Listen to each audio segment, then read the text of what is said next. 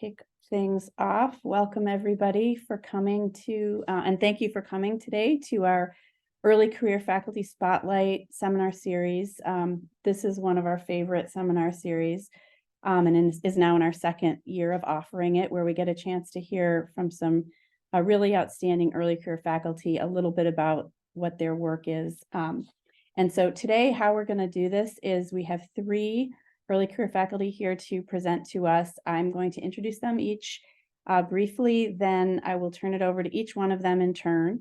They'll present for 10 to 12 to 15 minutes, and if we have a little bit of time at the end of their presentation, we will have some questions directly following that. But I'm going to keep us on track so that we move through all of the presentations and hope to have a little bit of time at the end just to answer questions as a group.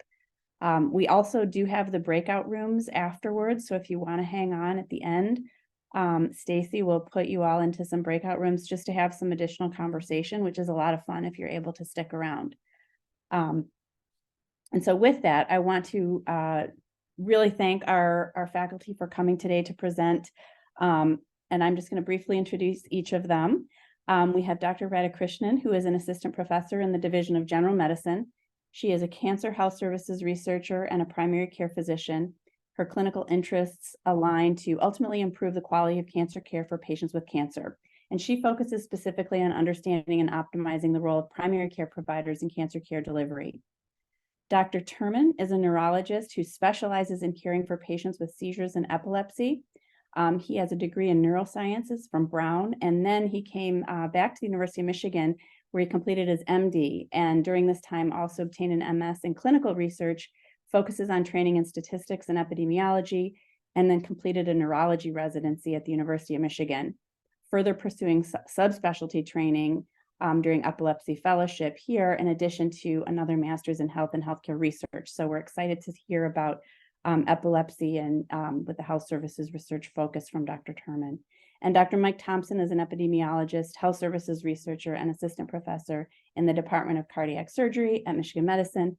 He also serves as the co-director of the Michigan Value Collaborative, which brings together over 100 hospitals and 40 physician organizations to improve health and healthcare in Michigan.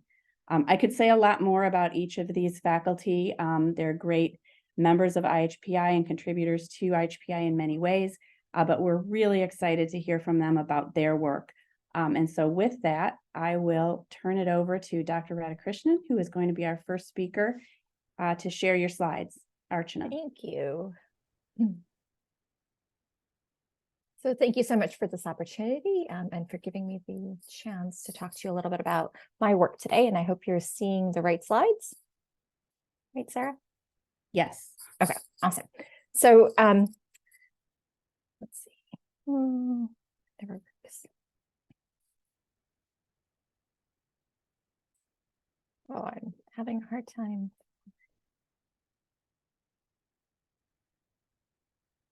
There we go.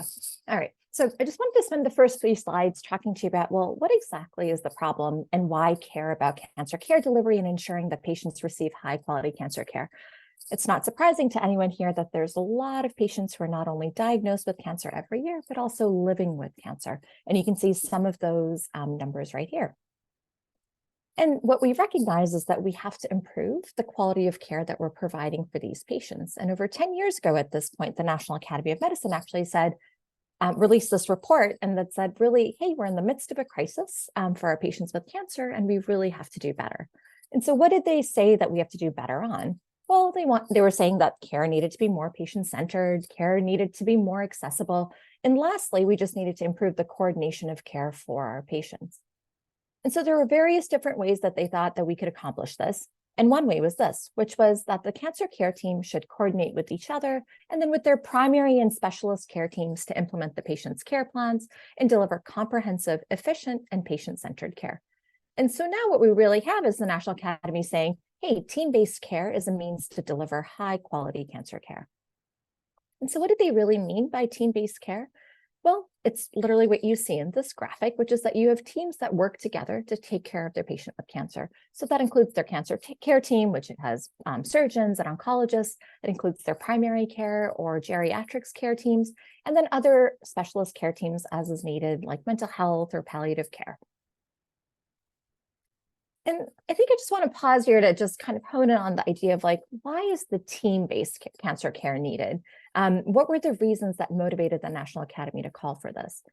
I think first off, there was this recognition that, as we said, I was just on the previous slide, that there was this growing population of patients with cancer, diagnosed with cancer, living with cancer. And the majority of them were older and medically complex. And hand in hand with that came the fact that they often had high medical needs and just required greater care. Currently, the system was that all these patients stayed with their cancer specialists, and that's who followed them. And there was just clearly fear and worry that that kind of system would just break down and that they would need more.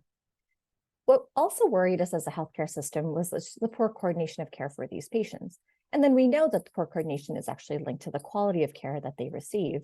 And so this meant both things. One, the worry was that patients weren't going to get what they were supposed to get, or that there was going to be a delay in their care, or they didn't get the testing or the imaging that they needed.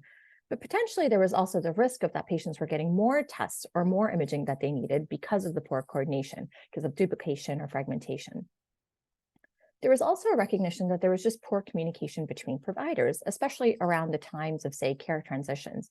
There just aren't established communication channels for providers to talk amongst themselves. And hand in hand in that, there was also poor communication between providers and their patients that was recognized.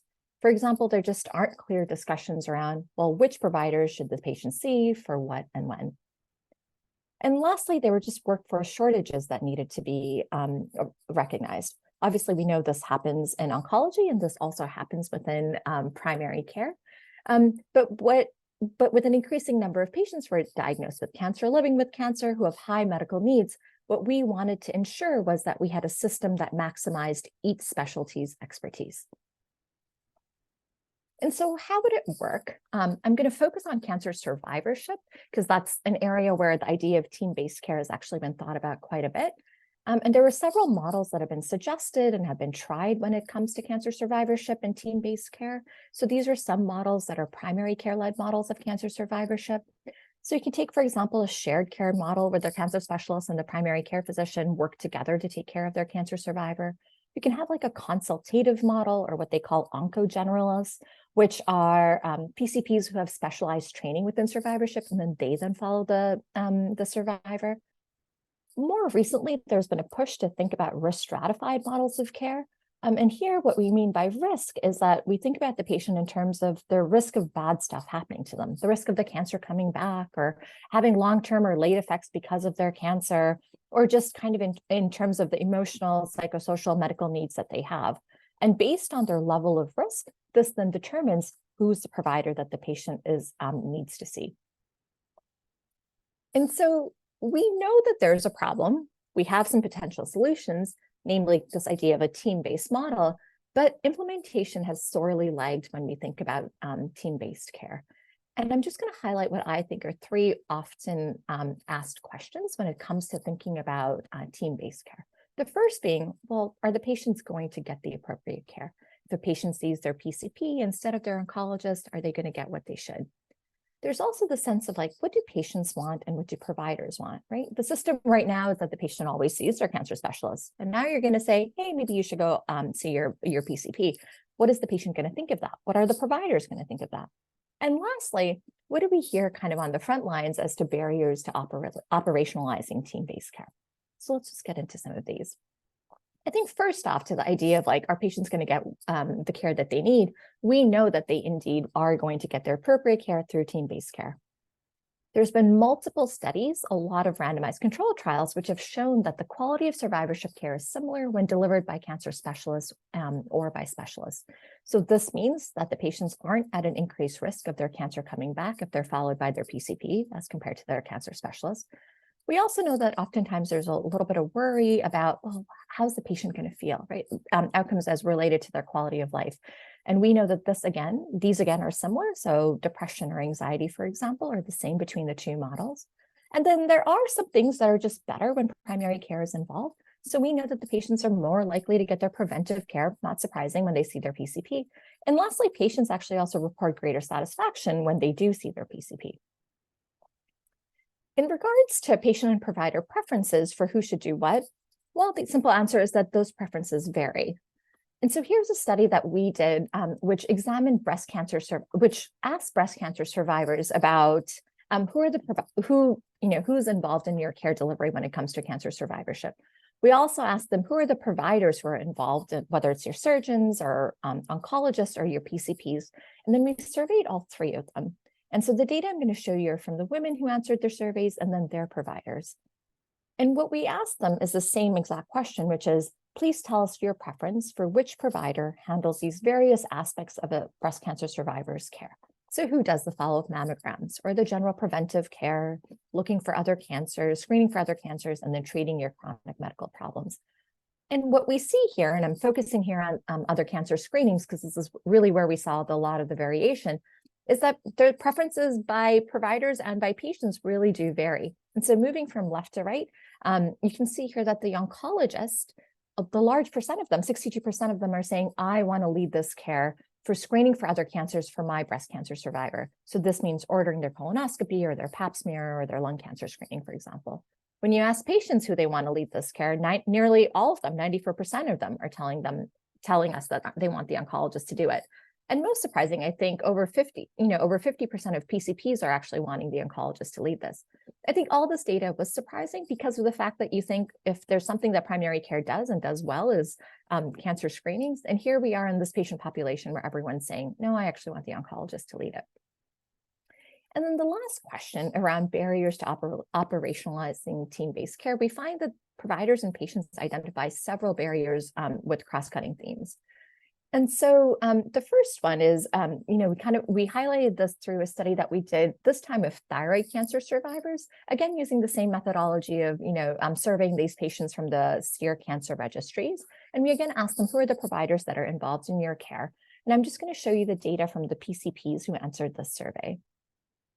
And what we asked the PCPs was, are you involved in thyroid cancer survivorship care? Or to what extent are you involved? And nearly 80% of them noted some level of involvement when it comes to delivering thyroid cancer survivorship care for their patients. This was surprising. And so as a follow-up, we said, well, how confident are you handling these various aspects of survivorship care? And so there's these 4 aspects which are, pretty common when it comes to thyroid cancer survivorship. But I think the biggest takeaway here is that, here are PCPs who are saying I'm involved, but when you ask them about how confident they are, it doesn't even hit 50%, right? It's pretty dismal. At best, about 40% say, oh, I know when to send a patient back to their specialist. And at worst, about 14% are saying I'm confident in knowing when to end the surveillance. We followed this up in another study of prostate cancer patients to really just conduct some interviews to get them on the ground, kind of look about what are the barriers to team-based care. And so we partnered with Music, which is a quality improvement collaborative here, dedicated to urological care, combined that with implementation science frameworks to do some interviews with PCPs, cancer specialists, and the patients to really ask them, what are barriers and facilitators to team-based care? And what do you see as roles in team-based care? And what we found is that there were several kind of cross-cutting themes, and I'm just going to focus on this one here that we kept hearing again and again, which is that there's a lack of clarity around provider roles, which was echoed by both the patients and the providers, both the urologists and the PCPs. And so this is just a quote from a urologist who said, well, are they, primary care, going to be able to interpret that PSA? There's so much debate even within the urology community, and then you're going to try and disseminate to say like primary care, where it just gets really even more difficult, right? So this also kind of hints at the lack of confidence here that the urologist is feeling about transitioning this care to primary care. Primary care was willing to be involved, but what they kept saying was that they wanted concrete roles in team-based care delivery. So here's a PCP who says, well, it'd be really helpful making it very clear what we're looking for that would trigger the next step. And what do we do with results in a real clear-cut fashion? And so instead of kind of ending on a doom and gloom of here's a problem, we're not making too much progress, I just wanted to focus on where do we go next? I think there's rich data that has contributed to us understanding the problem. And I think we've petered into the ideas of like creating solutions to try to make this better. And I think where we're really headed is trying to understand even more so, how do we actually implement these care models? So I just wanted to take a couple of minutes to highlight things that we've done within our group to target this. First off, we were part of a clinic that we started. So this is at Hopkins, but it was a primary care for cancer survivors program. There were 6 of us as primary care physicians who were interested in cancer survivorship care delivery, both clinically and within our research. And we partnered with the Cancer Center to say we're happy to see survivors within our clinics. And so these survivors were transferred by their oncologist to us in this clinic.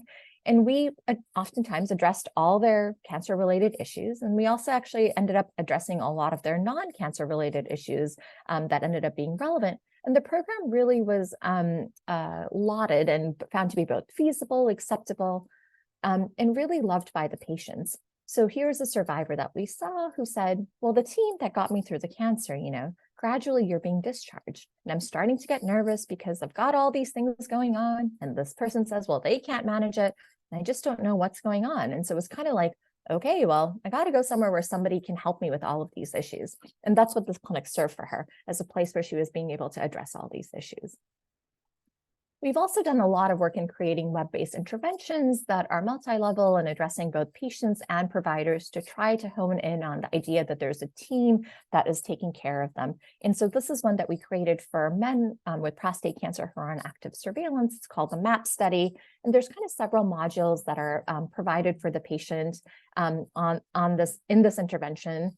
And one of them specifically is around the idea of team-based care. Right. So here is, they see this through the video and then are able to read about it as well, but really saying there's a team of folks who are involved in your prostate cancer care. And this is how the team works together. And this is how you can work with the team to ensure that you get the care that you need. And then as part of this intervention, we also tried to address what the PCPs were saying, which is, tell me what it is that I need to know. And so they're getting a short script about their patient who was on treatment for their prostate cancer, saying, this is what your patient needs, and this is what you can do as a PCP to help your patient get this care. And so what can we kind of take away from all of this? What we know is that the quality of care through team-based models is high. And so it truly is a means to improving the delivery of high-quality cancer care for our patients. We know that patient and provider preferences vary for provider roles. And so there's lots of thoughts on what the PCP should do, but maybe the cat's out of the bag a little bit, right? Like the PCPs are already involved in cancer care delivery. And so as next steps, as we think about, well, how do we where's the room to optimize? I think there's some thought to be considered about how do we improve PCP confidence? And actually, how do we improve confidence of cancer specialists and patients to be able to say, getting your care through primary care works and you get what you need to get? And then I think ultimately where this is going is to focus on really operationalization of these kind of models. How do we get this into clinical practice and how do we make this a reality? So I just want to thank my own team for all of this and happy to take any questions. Thank you, Archana. We probably have time for one rather short question before we move on. Do we have one? If not, you may also type them in the chat. I forgot to mention that earlier. And we can circle back to them later. I'll just keep track of the chat questions and we can bring them up to the group as a whole at the end. If anybody has a burning question right now, I see Dr. Ayeni and John, please. So Archana, I was intrigued by that slide you showed that only about half to 60% of oncologists and primary care physicians wanted primary care to take over, and like fewer than 10% of patients wanted primary care to take over the cancer screening. Yeah. Which I was a little surprised by that. And do you think it's less an issue about meeting patient preferences as much as sort of educating people that most of this is well within, obviously maybe they want the oncologist handling the breast cancer surveillance if they've had breast cancer, but right. The cervical cancer or colon cancer screening, the oncologists aren't necessarily even accustomed to, exactly. thinking of those outside the cancer that they're actually treating. Yeah, I completely agree. I think we were shocked as to why would 60% of PCPs want the oncologist to do it in the first place, And I do think it is a little bit about just setting up expectations, right? I think when we're delivering cancer survivorship care, how do providers talk about what their roles are? And I think we're a little wishy-washy on that. And I think that leads to these kind of preferences.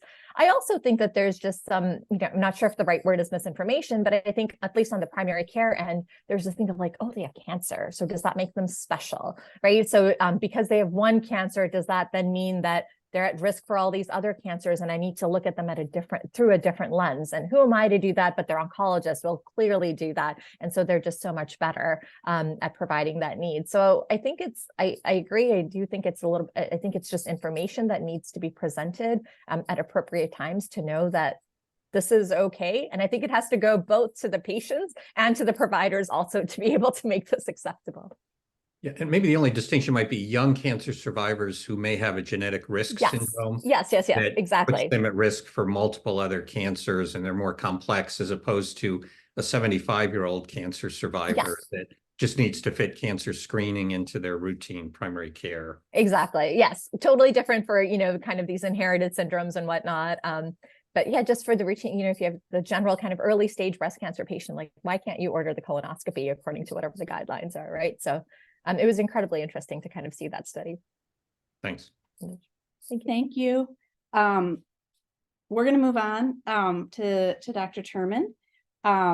Sam, if you want to go ahead and share your slides and get started. There was a question for you in the chat, Archana, if you want to take a look at it, and we can also bring it back up at the end.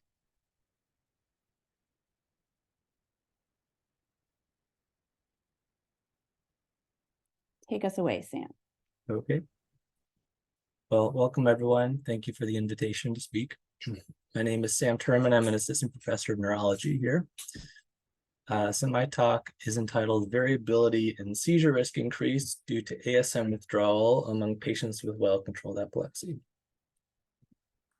I have no relevant disclosures. I'm a site PI for an unrelated trial. So the objectives, oftentimes when I speak, I have a content agenda and a methods agenda. Here I'm a little more, in a group of non-neurologists, I'm a little more focused on the methods agenda, just as a way of handling and thinking about data that I think is applicable in a lot of different clinical contexts. So I'm an epileptologist and neurologist, so I spend a lot of my time thinking about seizures and epilepsy in terms of my clinical niche. So the good news is that anti-seizure medicines are the mainstay of treatment for epilepsy. And the good news is that we have lots and lots of choices. We can block many, many channels in the brain, depending on what drug and comorbidity profile that fits the patient. And they're all effective, or many of them, or about equally effective. And most patients with epilepsy become seizure-free for a while, a period of time after starting anti-seizure medicines. The bad news is that there's no free lunch. These are all neurological medications with various side effects as possibilities that can be multi-organ in addition to neurological side effects of sleepiness and sedation and dizziness and skin problems and liver problems and many others. One study that I quote here looked at a group of people that were seizure-free for a period of time. It was at least 1 or 2 years.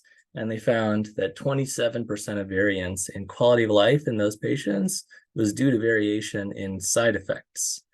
And there are many other pros and cons in terms of how long, how intensively to treat people with epilepsy.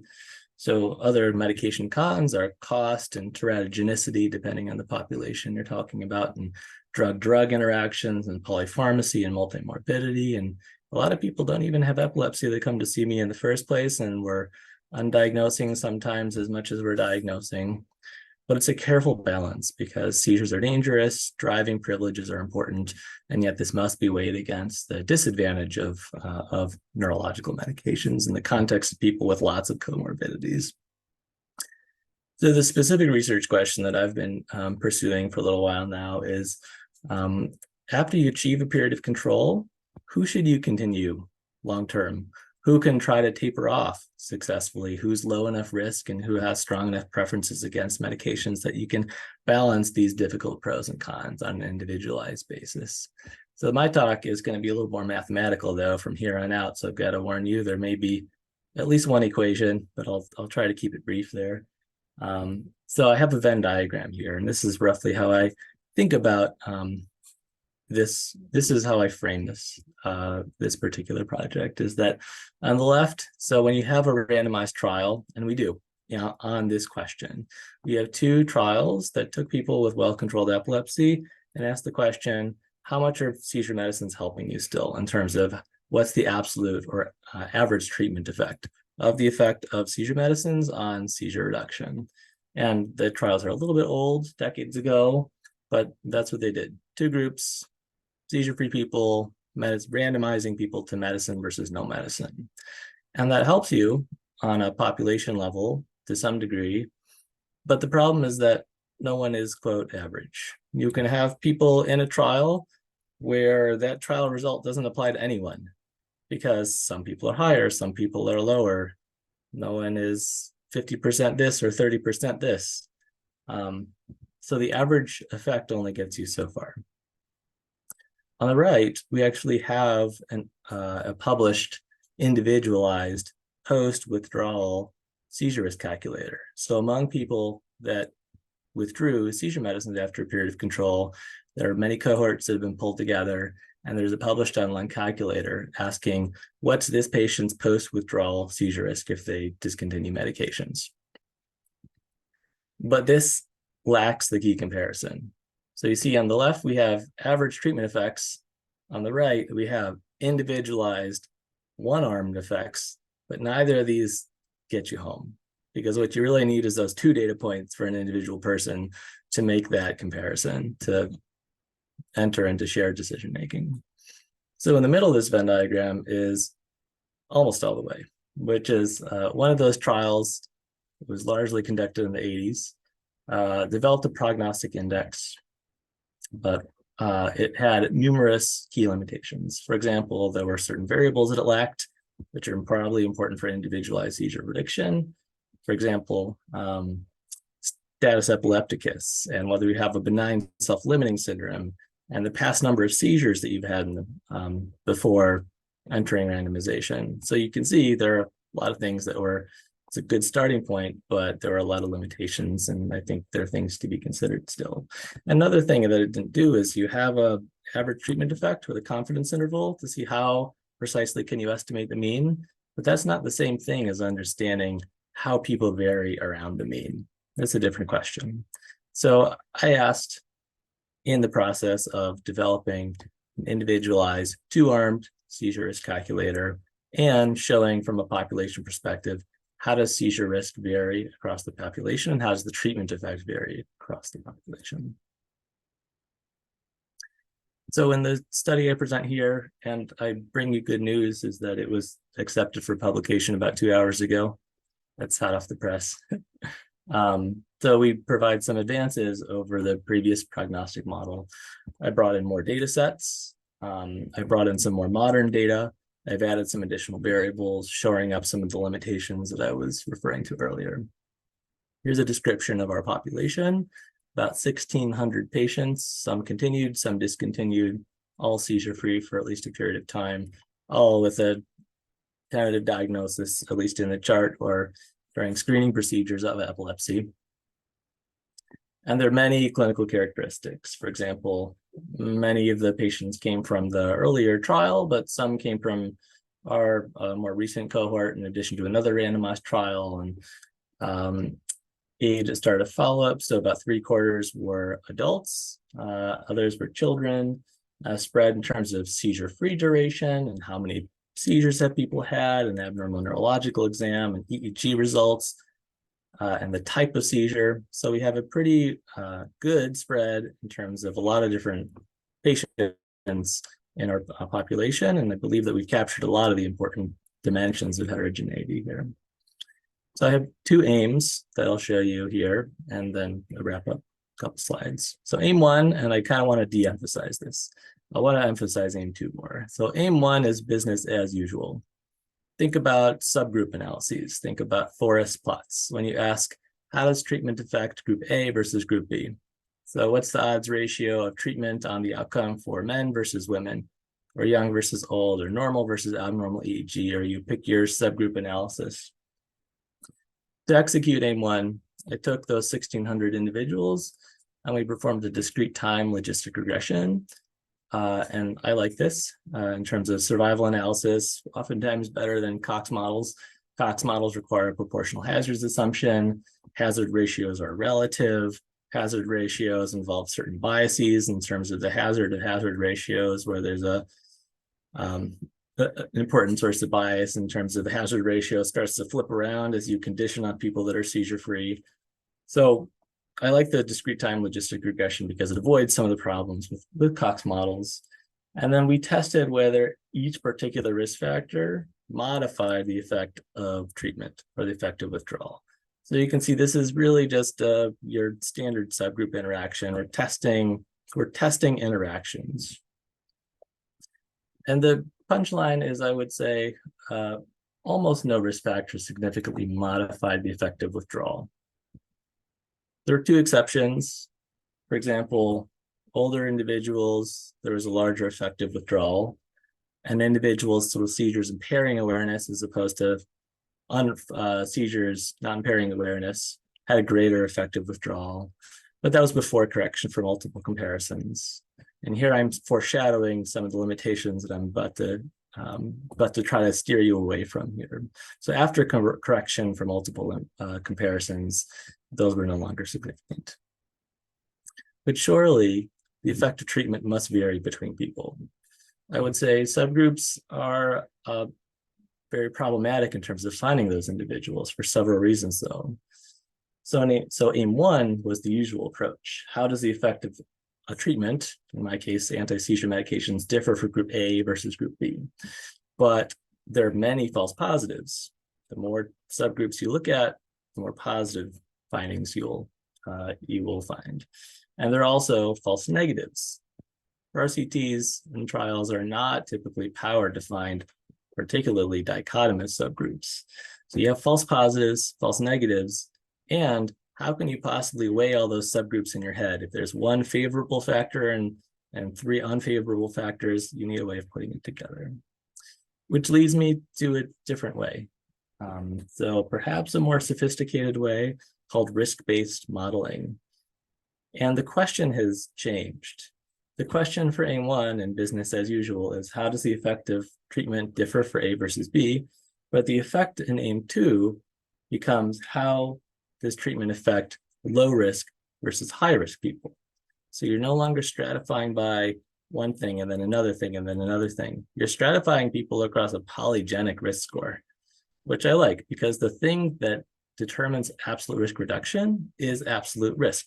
A higher risk person is more likely to have a larger absolute risk reduction than a lower risk person.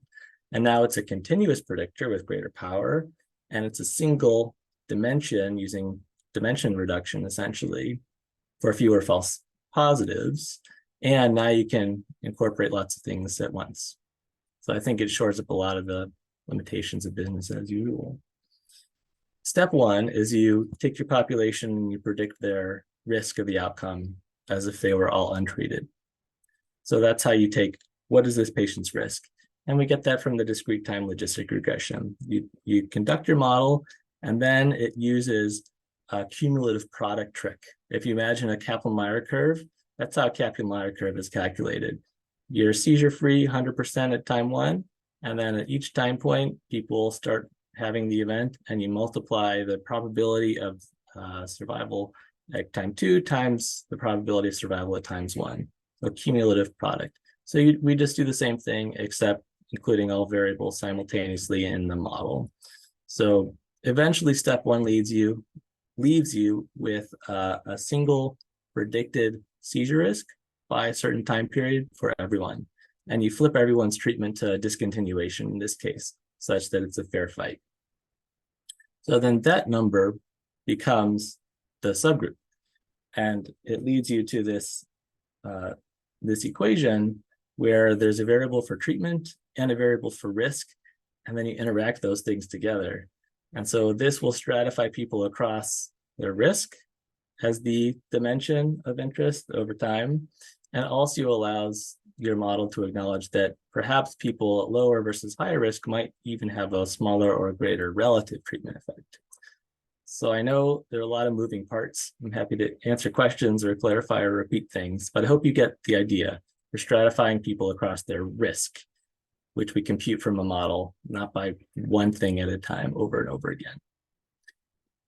Here's the main result. So on the bottom, you can see the risk distribution as if everyone had been discontinuing medications in our population. 30, 40, 50% may have a seizure relapse over the course of 2 years off of medications.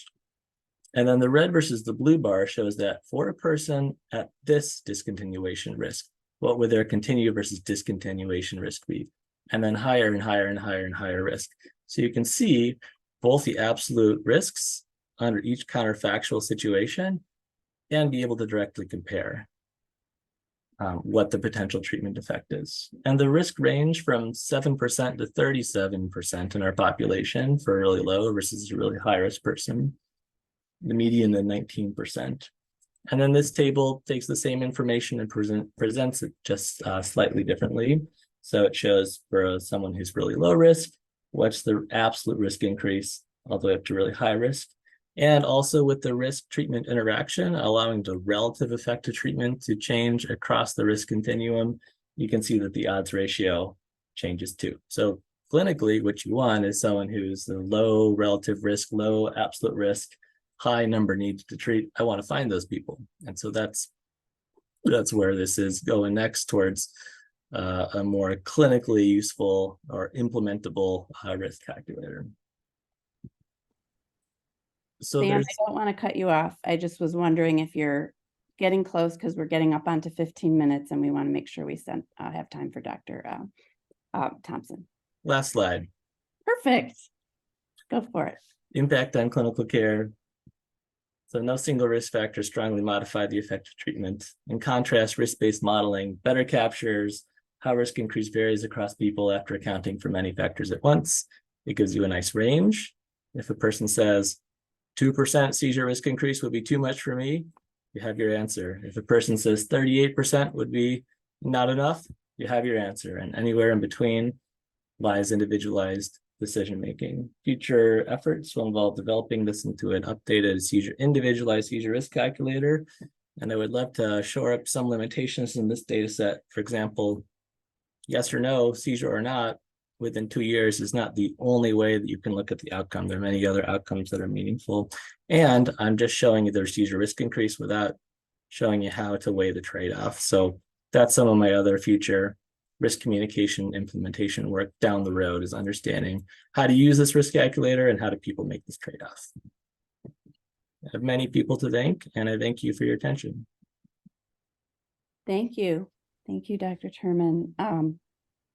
Super interested in the communication aspect of that. So I may circle back with a question for you, but I think we're going to let Mike jump on in so that we give you enough time, Mike, for your presentation, and then hope to have a few minutes at the end. Please. All right. Great. Well, thank you so much. My name is Mike Thompson. I'm an assistant professor in the Department of Cardiac Surgery here. And I'm going to talk about how we're improving cardiac rehab participation through data collaboration and policy. These are my relevant disclosures. So I'll start by just doing a brief overview of cardiac rehab in general. So for those that aren't familiar, cardiac rehab is a medically supervised program that is designed to help improve cardiovascular health for patients, particularly those that had a recent acute or have chronic cardiovascular diseases that are eligible. It is guideline recommended for many conditions with class 1A level of evidence suggesting that it shows demonstrable improvement in clinical outcomes at minimal risk. It's typically done, at least in phase 2, which is what I'm focusing on, is done in the outpatient setting. And so it requires a referral after some sort of qualifying event like a heart attack, open heart surgery, percutaneous coronary intervention, PCI. And it often covers 36 sessions, which is the recommended amount of sessions for cardiac rehab. And those are usually done in about 2 or 3 sessions a week over a period of time. We often think of cardiac rehab solely as kind of, monitored aerobic exercise training, but it is multifaceted in that it also includes things like nutritional counseling, stress management, tobacco cessation, patient education, medication adherence, and psychosocial support. Despite a lot of the benefits that are well known about cardiac rehab, participation remains limited. And so recent estimates suggest about 29% of eligible patients in the country attend a single session of cardiac rehab, let alone all 36 sessions, which only 8% of patients have actually accomplished. So we have a lot of ground to make up. The national goal set by the CDC's Million Hearts campaign put the national goal to get cardiac rehab participation up to 70%. And they laid out a nice a roadmap for how to do this, which people can look into. But how in the world are we going to get from 30% to 70%? I mean, there's a huge gap that we're trying to fix, and really we have this roadmap, but putting it into practice is a much different prospect. And so we're using data, collaboration, and policy to improve cardiac rehab participation both locally and nationally. And I'll go into each of these. So starting with data. So within the state of Michigan, as Sarah mentioned earlier, I am the co-director of the Michigan Value Collaborative, which is one of the Blue Cross Blue Shield collaborative quality initiatives. And within the MVC, we have a multi-payer comprehensive claims database. And so we looked within our data to see whether or not patients go to cardiac rehab and the extent to which they go across hospitals. And what we found for coronary artery disease, this is for patients with coronary bypass surgery, PCI, or medically managed AMI, the utilization rates were similar to national estimates, around 30%, but the hospital variability that we saw was pretty staggering, and it varied by qualifying event. So some hospitals, if we look at open heart surgery or CABG, rates of cardiac rehab participation were anywhere from 20% to 80%. Which suggests that some hospitals are doing quite well, actually, and which is great to know, but we have many hospitals that are lagging behind. So we looked further and looked within hospitals. If you have a hospital that is providing comprehensive cardiovascular services, PCI, CABG, do they perform similarly? And in fact, they did. Is that those that had high rates of cardiac rehab participation for their PCI patients tended to do pretty well for their CABG patients. So they're doing something institutionally that suggests that they're figuring out a way to get their patients to go to cardiac rehab. And so what are these hospitals doing? That's really kind of what the crux of much of this work is. And so in addition to some of this work that we've been doing, we've worked with other quality collaboratives in the state, the Michigan Society of Thoracic and Cardiovascular Surgeons Quality Collaborative. We linked our MVC data to their clinical data. Claims data have very well-known limitations for clinical prognoses and whatnot. And through a linkage with their clinical data, we were able to generate some better evidence on the long-term outcomes of patients that go to cardiac rehab. And what we found is that those that attend cardiac rehab after CABG or open heart surgery had about a 5 percentage point reduction in their 2-year mortality after surgery. And there was a very clear dose-response relationship, and that those that attended more sessions actually received greater benefit, which has been demonstrated kind of broadly in cardiovascular disease and other kind of larger cohorts. Those cohorts tended to be for kind of mixed PCI, CABG, AMI cohorts. So this was really one of the first studies that looked at this kind of solely within open heart surgery. And so this was something that we recently published. We also, through my ARC K01 grant, we have access to national Medicare data, and we tried to do a better job of understanding some of the disparities that we see within cardiac rehab use. And so we linked this to the Medicare data for PCI and CABG patients to the Distress Community Index, which is kind of a composite measure of community socioeconomic status, and found that patients that live in distressed communities have far lower rates of cardiac rehab participation relative to those in distressed communities, again, with a very kind of clear dose-response relationship. So those in the kind of most prosperous communities, attended cardiac rehab about 45% of the time, and those in the most distressed about 25% of the time. Interestingly, we also did some look at outcomes, and the benefits of cardiac rehab were largely similar regardless of where patients were from. And so if we're thinking about ways to reduce disparities in cardiovascular disease, which we know exist, particularly in those that are undergoing procedures, if we can improve rates of cardiac rehab, which we know to be beneficial, hopefully that can address some of the disparities that we see in long-term outcomes for these patients. So those are just some examples of some of the data that we've been presenting and working on. We've got many other studies that have been published and are in progress that I'm sure if you're interested, I can direct you towards. But I want to shift a little bit about what we're doing with those data and specifically how we're using kind of collaboration and the quality collaboratives to affect this. So we developed in partnership with the BMC2 collaborative, the Blue Cross Blue Shield of Michigan Cardiovascular Consortium, what we call the Michigan Cardiac Rehab Network. This is a kind of consortium of stakeholders that include a lot of different individuals. The interesting component about cardiac rehab is that it's not really limited to one discipline of providers. It involves a whole host of providers, whether they're surgeons, interventionalists, cardiac rehab, exercise physiologists, internal medicine, family medicine. So really one quality collaborative was we felt not sufficient to fix this problem. We have many quality collaboratives that are involved, but our goal is ultimately to equitably increase cardiac rehab participation for all eligible individuals in Michigan. We set maybe a slightly more modest goal. The Million Hearts goal, as I mentioned, was 70%, which I think a lot view as very ambitious and something we would like to do, but we're far from it. And so we set a more modest goal of trying to get to 40% participation by 2024. The state average at the time, this was set about a year and a half ago, was about just under 30%, which again kind of reflects the national picture. And each of these kind of teal dots represents a hospital in Michigan. And so the reason we set it at 40 and not 50 or 60 was that we already did have some hospitals that were achieving that goal. And I think for the quality collaborative kind of model to work, we need some examples of hospitals that are doing this well, people that can show us the way and people that can serve as good examples. And so that's where we started at. But how are we going to get there? How are we going to get from 30 to 40%? I mean, that's still a 25% improvement, which is still fairly lofty. So the first is that we wanted to do benchmarking. So we need to know if a hospital is going to improve, they kind of need to know where they're at, and providing them with data is the first way to do that. And so we developed hospital level reports to kind of track and benchmark cardiac rehab participation for hospitals. So hospitals can get a sense of where they are, how they're doing, as also where they are relative to others. And I'll show an example of that in the next slide. The second is kind of dissemination of best practices. And so this is very much the CQI, the collaborative quality learning model. And so we want to use those networks to disseminate best practices. Plenty of people have done a lot of work showing what the best things that we need to do are. And the Million Hearts initiative through the CDC has a whole, dozens of pages on a change package that shows the way. Here are things that you can do.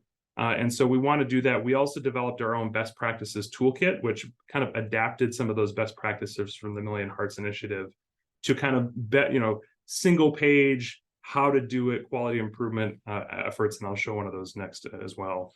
The last is the collaborative learning. And so getting people in the room together to talk about things. And so we've hosted now 2 in-person meetings. Our last one was on November 17th. And the pictures here are from that. Some of our partners over at Trinity Health Ann Arbor, formerly St. Joe Ann Arbor, hosted this. And they were very kind to do that. And they did so because they were high performers and they were doing really well. And so they took us on a tour of their facilities and we had kind of breakout sessions. And so getting people in the room to hear from those that are doing well is something that we're trying to focus on. So this is an example of kind of components of the report that we can see. Again, this is just showing a hospital. There are certain performance metrics around cardiac rehab. This top one is a caterpillar plot that shows their rate, which is in the kind of the red circle relative to others, their trends over time and other measures like days to first session and number of sessions. This is an example of one of our kind of one-pagers. And so people are interested in doing things like, early scheduling of initial outpatient visits using a liaison. This can give them kind of a step-by-step process for doing that. And we provide them other information like how to connect with the person that wrote this piece of paper, because they're the ones that have the experience in doing it. So we try to lower that activation energy for people to do that. We've also been collaborating with the Healthy Behavior Optimization for Michigan group, which is led by Tammy Chang here at Michigan Medicine, and to develop these kind of multi-level strategies to address some of the underutilization of cardiac rehab. And so they have launched a kind of new beat, what they're calling the New Beat initiative, in partnership with both MVC and BMC2 and others, to address kind of 3 barriers that we've seen, which the first is the knowledge gap. I've never heard of cardiac rehab. What do I do? This is something totally new to me. Many of these patients have an acute heart attack, and this is an entirely new world for them. And so providing them with resources is always helpful. Addressing the heart of the matter with the provider. My doctor cares about this? And so working with using that kind of physician endorsement, I think, is a really powerful tool. And finally, addressing some roadblocks of, I need a ride. I mean, that's a huge issue that we often find is like getting patients physically to cardiac rehab is a challenge. And so in partnership with them through this New Beat initiative, we've developed a new website at michigancr.org for those that are interested, which houses a lot of our resources. We've developed cardiac care cards, which are physician endorsed cards that say, I think cardiac rehab is really important for you. The physician can sign it, and it offers a kind of much more personal touch for patients. And finally, a pilot program that they're leading is to work with Uber Health to try to do a pilot program for transportation. If we can get just patients in the door for the first visit, are they going to find the value in it? And I think that's something that we're interested in doing. There's more details on our collaborative or our network in this manuscript here for those that are interested. It details a little bit more of the process that we went through. And finally, turning to policy, we've done a couple of things in this space and more to come, but we're really leveraging the pay for performance programs that are provided by Blue Cross through the CQI programs. MVC has implemented through its value metrics component, cardiac rehab participation after PCI and CABG as ways of improving as incentive based measures, so hospitals can earn money for this.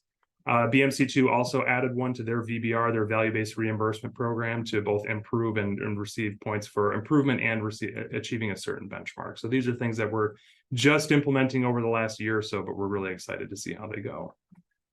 We recently wrote a Health Affairs Forefront blog article on some policy solutions that can help improve cardiac rehab participation.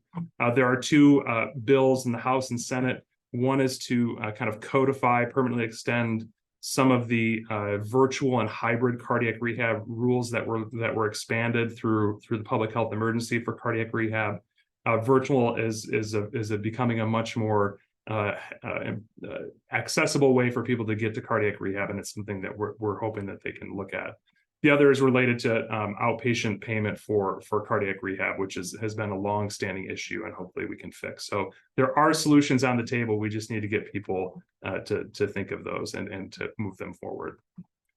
So really the future vision here is, how do we expand this? I think we've done a really nice job here in Michigan engaging people, but Michigan is one state, and there are 49 others in other territories that could really benefit from this model. And so we're looking to kind of applying this collaborative model beyond Michigan, see if we can take some of the lessons learned and the tools and resources we've created and expand those, and hopefully serve as kind of a platform for large scale quality improvement and research activities in the space of cardiac rehab.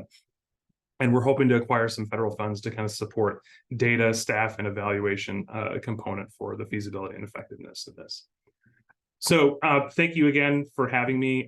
Certainly, if those interested, go check out our website. This QR code also allows us to look at our best practices toolkit, which is freely available. So thank you very much.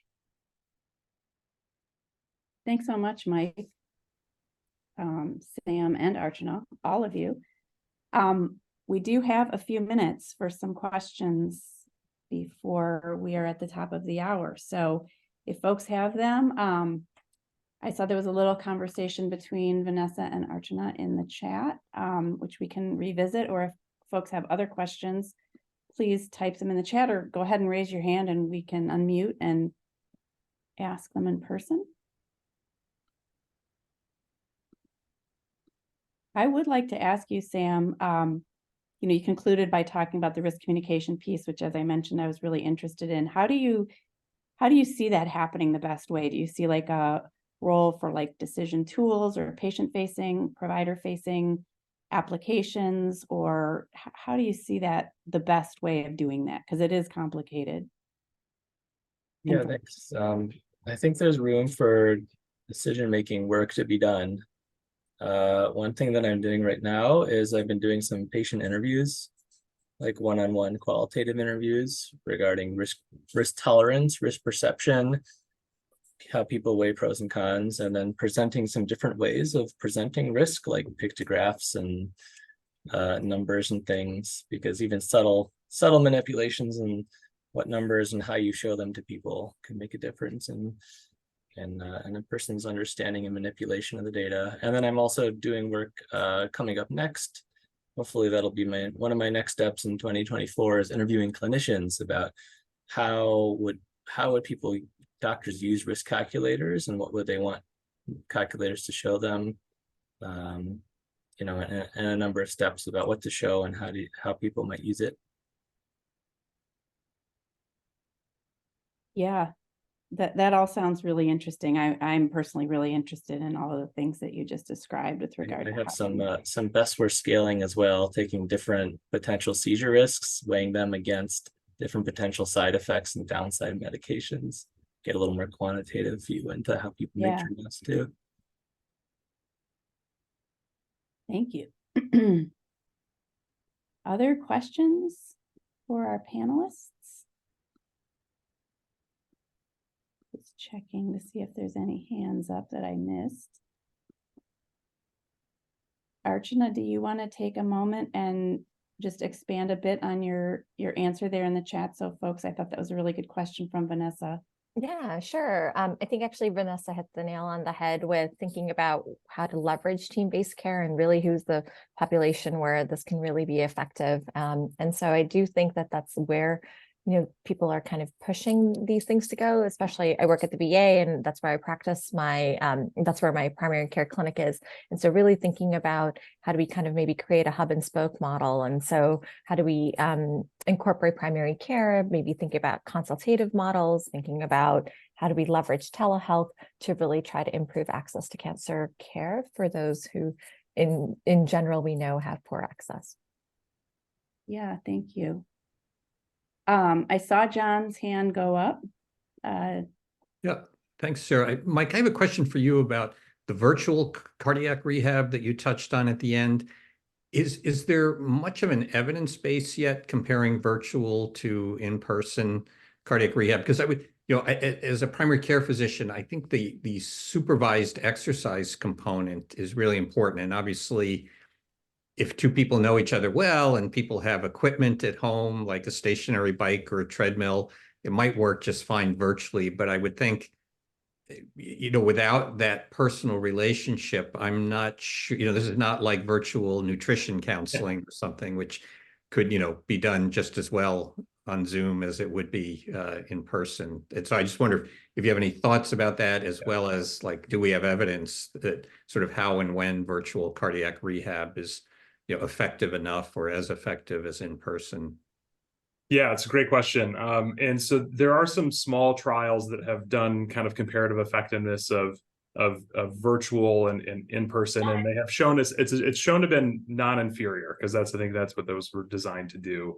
I think there are certainly, like anything virtual, there are ways that we can do it well and ways that we probably shouldn't do it. I think those that do it have the Henry Ford Group and Stephen Katayan, who's a leader in this field, has pioneered the kind of virtual way of doing cardiac rehab. And so they have some best practices about how to do it well. And I think it involves a lot of it's a little more involved than I think many may think in terms of what it includes. But I think that being said, I think most people and most physiologists and those that are involved would say we would love to have you in person. And I think the challenge that we often deal with is the capacity issue. There's just not enough facilities and not enough appointment slots for everyone. And so the extent to which we can hopefully get people in person for the majority of them, I think hybrid programs are a really interesting way of hopefully solidifying all of the benefits of in-person early, and then maybe supplementing it with some virtual as we move on, or as people get to those later amount of sessions where really can be there to just bring home and solidify the lessons of cardiac rehab. So a combination is probably best, but I think it certainly is an option, particularly those that live from really long ways away. It's probably better than nothing, I think, is often the case. Thanks.